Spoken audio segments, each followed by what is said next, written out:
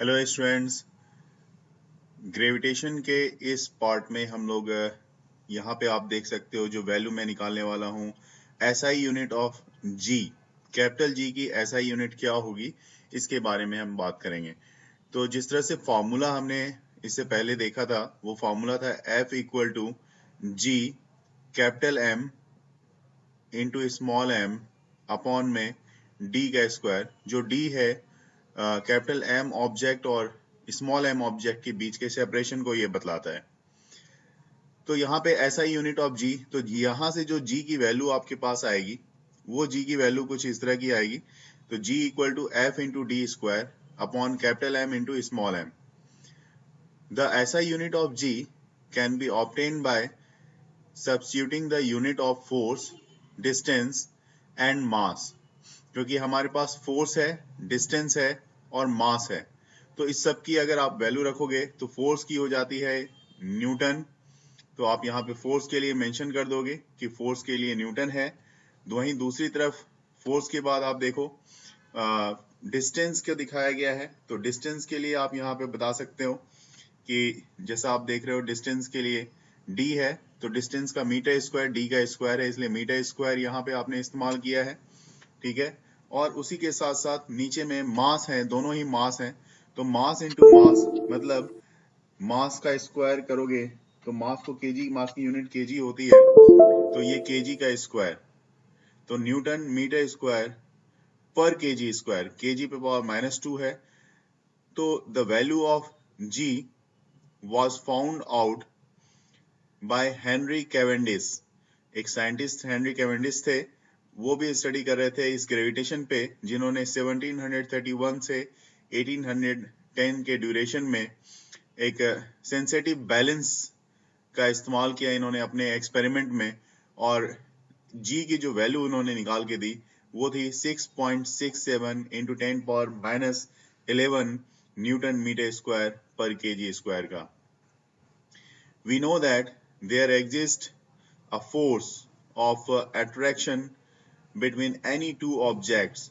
मैं इसके लिए आपको पहले भी बताया है मैंने, यहाँ पे किसी भी दो ऑब्जेक्ट के बीच यूनिवर्स में कोई भी दो ऑब्जेक्ट है वो हमेशा क्या लगाता है, फोर्स ऑफ अट्रैक्शन। ये वाला ऑब्जेक्ट, ये अगर ऑब्जेक्ट है तो ये ऑब्जेक्ट इस ऑब्जेक्ट को अपनी तरफ अट्रैक्ट करेगा, और अगर आपका ये ऑब्जेक्ट है तो ये भी दूसरे को अपनी तरफ अट्रैक्ट करता है। तो हमेशा यहाँ पे ग्रेविटेशन फोर्स ही काम करता है। तो compute the value of this force between you and your friends sitting closely. बड़ा ही अच्छा सवाल यहाँ पे दिया है कि आप और आपके फ्रेंड्स अगर एक दूसरे के क्लोज बैठे हैं तो उस केस में आप फोर्स ऑफ अट्रैक्शन, दो ऑब्जेक्ट के बीच के फोर्स ऑफ अट्रैक्शन की वैल्यू को निकालना है। Conclude your how you do not experience this force, और कैसे आप यहाँ पे कोई फोर्स एक्सपीरियंस नहीं कर रहे हैं, इसके लिए भी आपको यहाँ पे कुछ कंक्लूजन बताना पड़ेगा। तो देखिए यहाँ पे आपको कुछ और भी जानकारी के साथ यहाँ पे जोड़ा गया है, और बुक में जो चीजें आपको बताई गई है उसको देखेंगे हम लोग। देखिए the law of universal in the sense that it is applicable to all bodies, whether the bodies are big or small, whether they are celestial or terrestrial।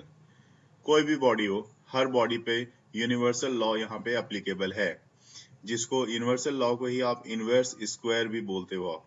Inverse square सिर्फ यूनिवर्सल के लिए नहीं, हालांकि ये चार्ज बॉडी के लिए, charge particle के लिए भी लगता है, लेकिन यहाँ पे देखेंगे कि हमारे लिए क्या, हमारे लिए कुछ और भी जानने की बातें हैं, तो वो यहाँ पे हमें देखना है। ठीक है, तो आप तैयार होंगे मेरे ख्याल से कुछ नई चीजों को जानने के लिए। तो मैं आपको बता देता हूँ यहाँ पे, saying that f is inversely proportional to square of d means, for example, that if d gets bigger by a factor of 6, है ना, f becomes क्या हो जाएगा, 1/36 times smaller। बिल्कुल सही बात है कि अगर आपका d जैसे जैसे बढ़ेगा, क्योंकि जो f है, फोर्स जो है, फोर्स ऑफ अट्रैक्शन जो है, वो इनवर्सली प्रोपोर्शनल है d के। है ना। अगर आप ये कह रहा है कि ये डी जो है आपका फैक्टर 6 टाइम्स से बढ़ जाता है, तो इसका मतलब है ये इनवर्सली प्रोपोर्शनल, जैसे कि मैंने यहाँ पे लिखा है एफ क्या है, एफ इनवर्सली प्रोपोर्शनल होता है डी के स्क्वायर के, होता है ना, एफ इनवर्सली प्रोपोर्शनल डी के स्क्वायर के।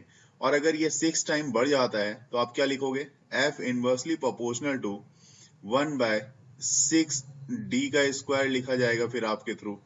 और जब आप 6 डी का स्क्वायर करोगे तो ये हो जाएगा 1/36 डी स्क्वायर, है ना।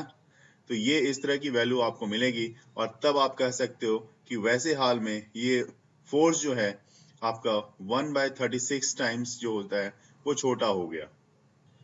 यहाँ पे समझते हैं, एग्जाम्पल हमारे पास दिया हुआ है, एग्जाम्पल जो है वो है आपका 10.1। आप देख रहे हो एग्जाम्पल 10.1 दिया हुआ है। इसमें क्या दिया हुआ है, the mass of the earth is 6 into 10 power 24 kg and the moon की भी मास दी हुई है 7.4 into 10 power 22 kg। If the distance between the earth and the moon is 3.84 into 10 power 5 kilometer, calculate the force exerted by the earth on the moon। G equal to given है आपके पास 6.67 10 power -11। जब भी आपके पास इस तरह के questions दिए हो तो आप क्या करोगे, सबसे पहले आपके पास क्या क्या गिवन है उसको लिखोगे। तो आपके पास गिवन है मास ऑफ द अर्थ, आपने इसको लिख दिया क्वेश्चन से निकाल के। दूसरा गिवन है मास ऑफ द मून, तो आपने उसको भी यहाँ पे नोट कर दिया कि जी मास ऑफ द मून ये है। तीसरा गिवन है डिस्टेंस, ठीक है, if the distance between the earth and moon, वो क्या है, डिस्टेंस अर्थ और मून का 3.84 10 पावर 5 kg। इसको आपने कंप्लीटली सारी यूनिट को मीटर में कन्वर्ट करना है और जी की वैल्यू भी आपके पास दी हुई है। जब ये सारी वैल्यू आपके पास दी हुई है तो आपको यहाँ पे फाइंड करना है फोर्स। तो फोर्स का फॉर्मूला तो आपको पता ही है, तो ये फॉर्मूला आपको यहाँ पे लगाना पड़ेगा, जो फॉर्मूला होता है F equal to G m1 into m2, है ना, यही फॉर्मूला होता है m1 इंटू m2 और अपॉन में बीच में डिस्टेंस का स्क्वायर आप लिखते हो। तो देखेंगे उस फॉर्मूले पे सिर्फ वैल्यू पुट करनी है, आपके पास आपका रिजल्ट आपके सामने होगा और ये रिजल्ट ही आपके पास यहाँ पे बता देगा कि कितना फोर्स दोनों ऑब्जेक्ट के बीच, दोनों मास बॉडी के बीच, दोनों जो सेलेस्टियल बॉडी है ना, उसके बीच क्या फोर्स लग रही होगी। तो आप देख सकते हैं अब यहाँ पे देखिए, मैंने जो फॉर्मूला बोला था वो फॉर्मूला ये रहा आपका, F equal to G capital M into small m। Capital M mass of earth के लिए यूज किया गया है और small m mass of moon के लिए इस्तेमाल किया गया है, क्योंकि वो छोटी सी मास है अर्थ के रिस्पेक्ट में, इतनी छोटी भी नहीं लेकिन अर्थ के रिस्पेक्ट में वो छोटी है। तो आप क्या करते हो, यहाँ पे सबकी वैल्यू, जी की वैल्यू सबसे पहले आपने लिखी, उसके बाद मास ऑफ अर्थ लिखा आपने, उसके बाद मास ऑफ मून की वैल्यू लिखी आपने स्मॉल m से, और फिर यहाँ पे जो आपने किया है वो है आपका डी का स्क्वायर। ओवरऑल सबको सॉल्व करके आपके पास रिजल्ट आया हुआ है 2.01 इंटू 10 पावर 20 न्यूटन। इसका मतलब है कि जो फोर्स लग रहा है, अर्थ जो फोर्स लगा रहा है मून पे, वो फोर्स ऑफ अट्रैक्शन कितना है, 2.01 इंटू 10 पावर 20 न्यूटन का फोर्स है। ये बात तो यहाँ पे क्लियर हो गई। और अब देखिए इसके साथ ही आपके पास यहाँ पे क्वेश्चन है, state the universal law of gravitation. Universal law of gravitation को आपको बताना है, तो वहां पे आप अपने इस स्टेटमेंट में साफ लिखोगे कि according to universal law of gravitation, force is directly proportional to the product of the two mass bodies, है ना। अगर एक मास जो भी है, एक मास को m1 मान लो आप, दूसरे को m2 मान लो, तो force is directly proportional to the product of the mass of the body, masses of the body, and inversely proportional to the square of the distance. This is the universal law of gravitation, and this is also known as Newton's universal law of gravitation. क्योंकि Newton ने इस law को दिया था, इसलिए Newton's law of gravitation भी इसको बोला जाता है। दूसरे क्वेश्चन में आप देख सकते हो, दूसरा क्वेश्चन यहाँ पे फिर से आपसे पूछा गया है। दूसरा सवाल है, write the formula to find the magnitude of the gravitational force between the earth and an object of the surface of the earth, है ना। एक फॉर्मूला लिखना है, तो फॉर्मूला तो आपको पता है कि फॉर्मूला क्या है। तो फॉर्मूला अगर आपको लिखने बोला जा रहा है तो यहाँ पे देखिए मैं फॉर्मूला लिख रहा हूँ, F इक्वल टू जी, ठीक है। m जो है मास ऑफ अर्थ ले लो, और m जो उस अर्थ पे जो ऑब्जेक्ट रखी हुई है वो ले लो, अपॉन में r का स्क्वायर ले लो। ये फॉर्मूला आ जाएगा उसके लिए जिसके लिए ये बोला जा रहा है।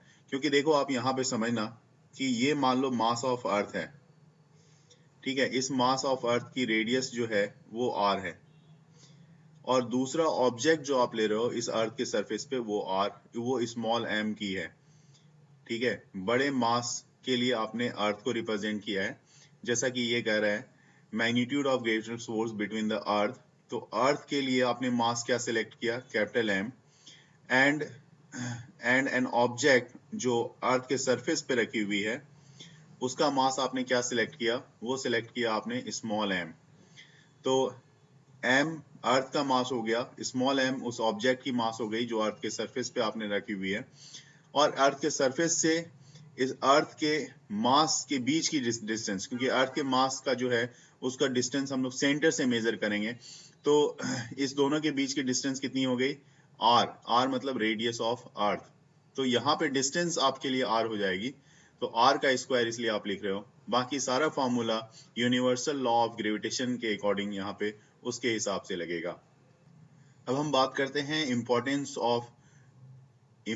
Of universal law of gravitation की। क्या इसकी इंपॉर्टेंस है, तो देखिए, the universal law of gravitation successfully explain several phenomena which were believed to be unconnected। मतलब कोई ऑब्जेक्ट अगर एक दूसरे से कनेक्टेड नहीं है तो भी वहां पे ये वर्क करता है यूनिवर्सल लॉ ऑफ ग्रेविटेशन। कोई ऐसी जरूरी नहीं है कि आपकी दोनों ऑब्जेक्ट, दो मास बॉडी एक दूसरे से कनेक्ट हो तभी यहाँ पे एक दूसरे पे फोर्स लगेगा।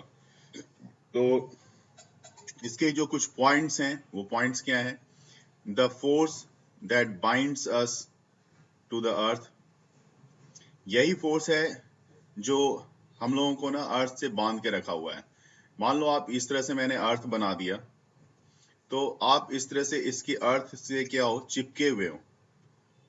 सारे लोग जो हैं यहाँ पे अर्थ से इस तरह से चिपके हुए हैं। यही जो फोर्स है, ये फोर्स हमें अर्थ से बांध के रखा हुआ है। आप चाहे अर्थ के किसी भी कोने में हो, लेकिन इसी फोर्स के कारण आप क्या हो, अर्थ से एक दूसरे से अर्थ से जुड़े हुए हो। ये बात आप जान लो अच्छी तरह से। सेकेंड पॉइंट है आपका the motion of the moon around the earth, क्योंकि अर्थ ने अपने ग्रेविटेशनल फोर्स के बल पे ही इस मून को अपनी तरफ खींच रखा है। अगर ये फोर्स अर्थ ने अगर हटा दिया ना, तो मून इस ग्रेविटेशनल फोर्स से, अर्थ के ग्रेविटी से बाहर चला जाएगा। इसलिए अर्थ ने क्या कर रखा है, यही फोर्स है ग्रेविटेशन की, यही यूनिवर्सल लॉ ऑफ ग्रेविटेशन का यही लॉ उस पे भी लगता है, मून पे भी, और अर्थ के ग्रेविटेशन के कारण वो इसको अपनी तरफ अट्रैक्ट किया हुआ है। ठीक है, नेक्स्ट है आपका थर्ड पॉइंट मैं आपको दिखा रहा हूं यहाँ पे, the motion of the planet around the sun. मैं सिर्फ अर्थ की बात कर रहा था यहाँ पे, लेकिन ऐसी बात नहीं है कि सिर्फ अर्थ की बात होगी। जितने भी प्लेनेट हैं, ठीक है, सन के अराउंड, चूंकि अभी हम बात कर रहे हैं तो सोलर सिस्टम की बात कर रहे हैं, और गैलेक्सी में तो बहुत सारे प्लैनेट्स हैं, गैलेक्सी में बहुत सारे ऐसी चीजें हैं, तो वो सब एक दूसरे से अट्रैक्ट हैं। लेकिन यहाँ पे सोलर सिस्टम की बात की जा रही है, तो जो सोलर सिस्टम में जितने भी प्लैनेट्स हैं जो रिवॉल्व कर रहे हैं मून के अराउंड, उसके पीछे भी सबसे बड़ा रीजन क्या है, लॉ ऑफ ग्रेविटेशन। ठीक है, और फोर्थ पॉइंट है the tides due to the moon and the sun. जो टाइड्स जो सी में क्रिएट होता है, टाइड्स, मून और सन के फोर्स ऑफ अट्रैक्शन के कारण ही वहां पे ये भी टाइड्स देखने को हमें मिलता है। अब 10.2 में मैं बात कर रहा हूं आपके साथ फ्री फॉल की। फ्री फॉल से क्या हमें पता लगता है? एक तो साफ बात लगती है कि किसी भी ऑब्जेक्ट को कुछ हाइट से लिया और वहां से छोड़ दिया, गिरा दिया, एक तरह से आप ये कह सकते हो। तो उस तरह की चीजों को आप क्या कहोगे? फ्री फॉल कहोगे। तो यहाँ पे भी फ्री फॉल ऑब्जेक्ट को अगर कुछ हाइट से लेके अगर आप गिरा रहे हो, है ना, कुछ हाइट्स पे लेके जाके वहां पे अगर आप छोड़ देते हो, तो ऑब्वियस सी बात है कि यहाँ पे इसको क्या बोला जाएगा? Free fall. मतलब आप इजिली, फ्रीली ग्रेविटी के अंदर किसी ऑब्जेक्ट को फ्रीली वहां से किसी सर्टेन हाइट से ड्रॉप करते हो और कोई उसमें बीच में किसी दूसरे फोर्स ऑफ इन्फ्लुएंस का इम्पैक्ट नहीं होता है, तो उस तरह का जो कंडीशन माना जाता है वो फ्री फॉल का माना जाता है। तो इसमें जो लिखा हुआ है, let us try to understand the meaning of free fall by performing this activity, है ना। तो किस तरह की एक्टिविटी को परफॉर्म करना है? मान लो आप अपने घर से किसी कांच की गिलास को कुछ हाइट पे लेके गए और छोड़ दिया, तो वो फ्री फॉल होगा। तो एक्टिविटी यहाँ पे करनी है, टेक ए स्टोन। देखो मैंने कांच की गिलास बोला था, लेकिन इसने आपकी कांच की गिलास को बचाया है। इसने बोला कि आप एक स्टोन ले लो और उसको ऊपर की तरफ फेंको। देखना कोई आसपास में कोई हो ना जिससे कोई चोट लगे। ऐसे ही हाल में क्या होगा, आपका स्टोन जो है एक सर्टेन हाइट तक रीच करेगा और then it starts falling down. We have learned that the earth attracts objects. आपने फेंका तो ऊपर ही, यहां से आपने अपने हाथों में लिया स्टोन को, ठीक है, और इसको ऊपर की तरफ इस तरह से फेंक दिया। चाहे आप कुछ एंगल बना के प्रोजेक्ट करो, चाहे आप सीधा ऊपर की तरफ फेंके, आप क्या देखते हो? तो ये वापस अर्थ की तरफ ही तो आ रहा है ना। तो this is due to the gravitational force. Whenever objects fall towards the earth under this force alone, we say that the object are in free fall. ठीक है, जब भी किसी ऑब्जेक्ट को इस तरह से आप ऊपर की तरफ प्रोजेक्ट करते हो, है ना, और वो ऑब्जेक्ट अर्थ के इन्फ्लुएंस के कारण वो उसी समय वापस आने लगता है ना, ऑब्जेक्ट फॉल करता है towards the earth under under the force of attraction. तो आप कह सकते हो वो वैसा ऑब्जेक्ट क्या है, किस कंडीशन में है? वो फ्री फॉल की कंडीशन में है। जैसे ही आप कोई बॉडी फ्री फॉल के केस में आती है, तो हमारे मन में कुछ सवाल जो उठते हैं, वो सवाल ये है कि क्या ऐसा है कि कोई चेंज होती है बॉडी की वेलोसिटी में? कब? जब वो फॉल करता होता है, ठीक है। तो ये क्वेश्चन भी यहाँ पे बुक में आपसे पूछा गया है, is there any change in velocity of falling objects? While falling, there is no change in the direction of motion of the objects. और ये बताया भी है यहाँ पे इन्होंने कि जब फॉल करता है, बॉडी फ्री फॉल कर रहा है, तो उस केस में बॉडी के डायरेक्शन ऑफ मोशन में कोई चेंजेस नहीं आता है। लेकिन but due to the earth attraction there will be change in the magnitude of the velocity.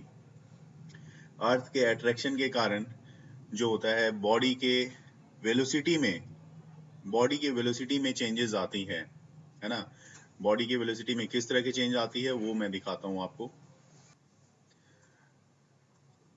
Any change in velocity involves acceleration. That means velocity में अगर कोई चेंज होगी तो इसका मतलब है कि वो एक्सेलरेशन है। आज से भी आपकी जो डिफिनेशन होती है, the change in velocity, rate of change in velocity is called acceleration. तो whenever an object falls towards the earth, an acceleration is involve. ठीक है, कोई भी बॉडी जब अर्थ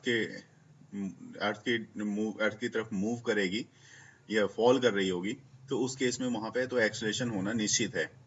This acceleration is due to the earth gravitational force. Therefore, this acceleration is called the acceleration due to the gravitational force of the earth or acceleration due to gravity. नाम तो आपने सुना होगा, acceleration due to gravity, और इसको denote करते हो आप स्मॉल g से। The unit of g is same as that of the acceleration जो कि मीटर पर सेकेंड स्क्वायर होती है।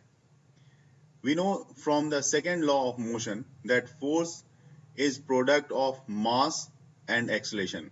ये तो आपने पढ़ा ही है। F इक्वल टू क्या होता है? F equal to m into a, है ना। सेकेंड लॉ क्या था? Rate of change in momentum is directly proportional to the applied force, यही था। तो यहाँ पे ऐसे भी फॉर्मूले पे जाएं तो F इक्वल टू ma, यही फॉर्मूला था फोर्स का second law of Newton second law of motion में। तो उसी फॉर्मूले को यहाँ पे हम लोग देख रहे हैं। उसके बाद आप देख सकते हो यहाँ पे let the mass of the stone in activity 10.2 B m। Mass क्या ले रखा है? ये एक्टिविटी में जो ऊपर एक्टिविटी दिखाई गई यहाँ पे 10.2 में, वो मास लिया हुआ है m। We already know that there is acceleration involve in falling objects due to the gravitational force and is denoted by g, small g. Therefore the magnitude of the gravitational force F will be equal to the product of mass and the acceleration, जैसे कि अभी मैंने बता दिया आपको। तो इसका मतलब है जो ग्रेविटेशनल फोर्स होता है, ग्रेविटेशनल फोर्स किसी भी बॉडी पे कैसा लगता है? Vertically downward. तो डाउनवर्ड लगता है, तो ये F इक्वल टू आप क्या बोलोगे? F equal to mg। तो F इक्वल टू mg ये फोर्स लग रहा है, और दूसरा जो फोर्स है ग्रेविटेशनल फोर्स वो आपका लग रहा है F equal to G capital M into M by D square. दोनों को अगर आप इक्वेट करोगे तो यहाँ से स्मॉल m दोनों कैंसिल हो रहा है, तो g की जो वैल्यू आ रही है g equal to capital M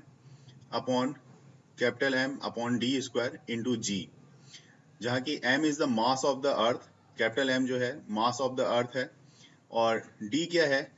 दोनों ऑब्जेक्ट के बीच की डिस्टेंस है, मतलब कैपिटल M और स्मॉल m के बीच की डिस्टेंस को रिप्रेजेंट करता है ना।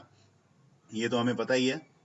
और आप देख सकते हो यहाँ पे कि ये बता रहा है distance between the object and the earth. Let an object be on or near the surface of the अर्थ।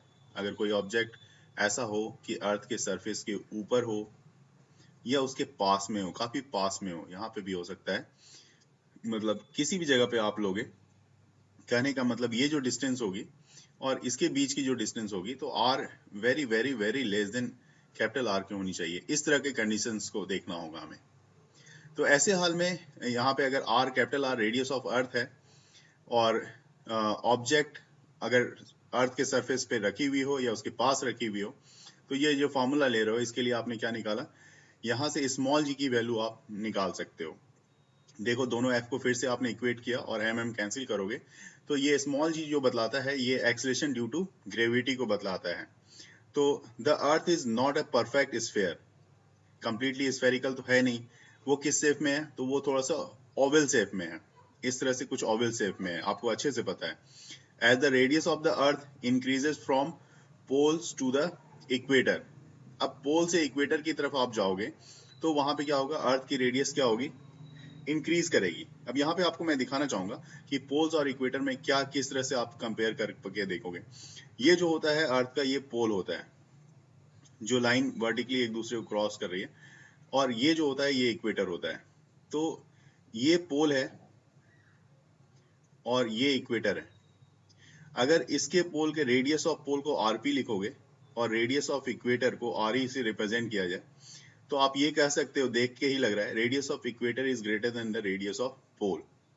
ठीक है। और जो जी की वैल्यू आ रही है, इससे आपको पता लग रहा है जी इनवर्सली प्रोपोर्शनल है रेडियस के स्क्वायर के, है ना।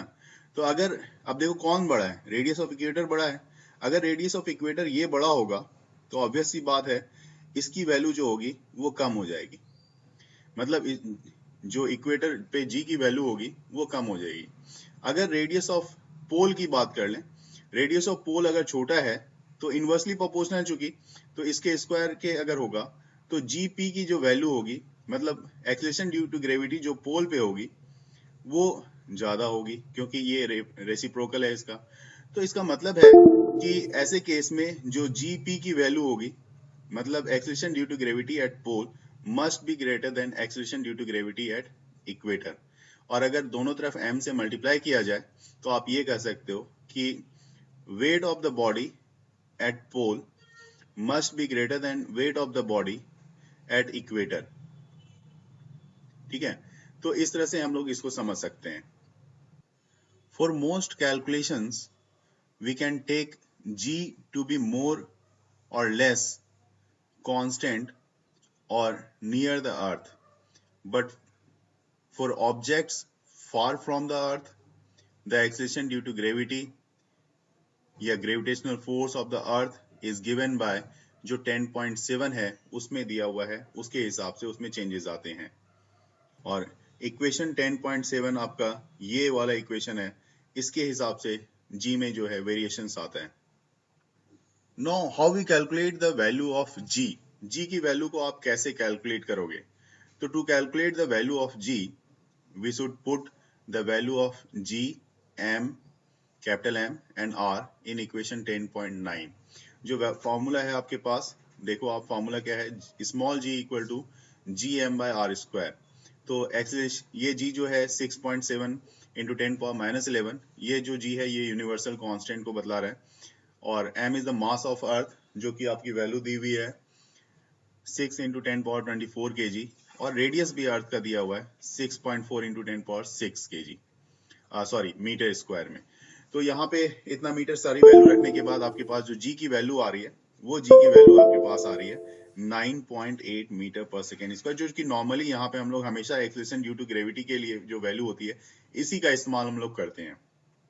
ये तो अब बहुत सारे क्वेश्चंस में आपने इस्तेमाल किया भी होगा, और न्यूटन्स लॉ ऑफ मोशन में भी जहां जहां एक्सेलरेशन की बात होती है, जब बॉडी कुछ हाइट से ऊपर से नीचे गिरती है, तो उसमें भी हम लोग इसका इस्तेमाल करते ही हैं। अब देखिए आप 10.2 के इस पार्ट में मैं बात कर रहा हूं आपसे कि motion of objects under the influence of gravitational force of the earth, है ना। तो कैसा मोशन होगा ऑब्जेक्ट का अगर वो अर्थ के ग्रेविटेशनल फोर्स के इन्फ्लुएंस में हो, तो ऐसे केस में किस तरह का मोशन होगा। Let us do an activity to understand whether all the objects, hollow or solid or big or small, will fall from a height at the same rate। Same rate से कुछ height से अगर गिरेगी तो क्या conditions हो सकती हैं वहां पे, उसके लिए ये एक्टिविटी हमें परफॉर्म करनी होगी। तो एक्टिविटी में हमारे पास क्या बताया जा रहा है, देखते हैं। Take a sheet of paper and a stone, drop them simultaneously from the first floor of the building, observe whether the both of them reach the ground simultaneously। ये फर्स्ट पॉइंट की एक्टिविटी है, आप observe करके देखो कि क्या दोनों एक साथ नीचे गिर रहे हैं। कौन कौन? पेपर, एक तरफ पेपर ले रहे हो आप, एक तरफ स्टोन ले लो, दोनों को एक साथ गिराओ। ऑब्वियसली बात है, कुछ डिफरेंस आपको पता लगेगा या नहीं लगे वो तो देखते हैं। We see that paper reaches the ground little later than the stone. This happens because of air resistance। The air offers resistance due to the friction to the motion of the falling objects। The resistance offered by air to the paper is more than the resistance offered to the stone। If we do the experiment in a glass jar from which air has been sucked out, क्योंकि glass jar से आप completely air को remove कर दो, vacuum बना दो, in fact ये कहा जाए तो ज्यादा अच्छा रहेगा, तो वैसे केस में the paper and the stone would fall at the same rate. तो पेपर और स्टोन जो हैं दोनों एक ही टाइम पे ऊपर से नीचे, जो आप फर्स्ट फ्लोर से जाके गिरा रहे हो, तो अगर वहां पे वैक्यूम क्रिएट किया जाए तो एक ही साथ वहां से दोनों ही गिरेंगे। तो इस एक्टिविटी को परफॉर्म करने के लिए बताया गया है, आप इसको नोट भी कर सकते हो, तो आपने नोट करेंगे यहाँ पे, ठीक है। और अगली क्लास में मैं इसके आगे आपको यहाँ पे डिस्कस करूंगा।